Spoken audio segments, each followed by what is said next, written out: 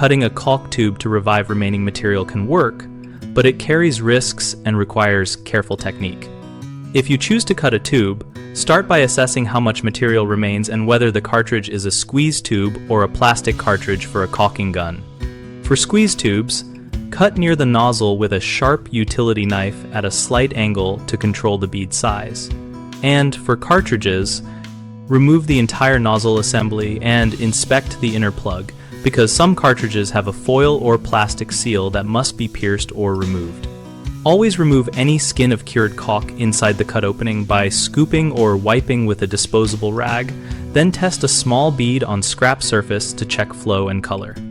Store partially used tubes upright with the nozzle pointing down into a small plastic cap or a piece of tape wrapped tightly around the opening to reduce air exposure.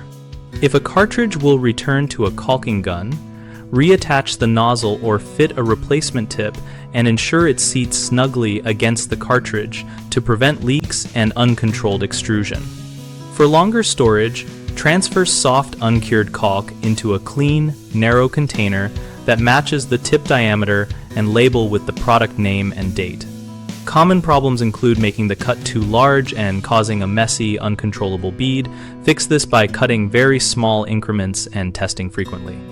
Another issue is leaving cured skin or hardened chunks that clog the nozzle and ruin the bead.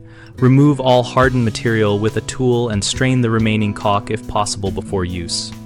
And discard heavily contaminated product. A safety concern is accidental cuts while handling a sharp knife. Wear cut-resistant gloves, cut slowly with the blade moving away from your body, and keep fingers clear of the path.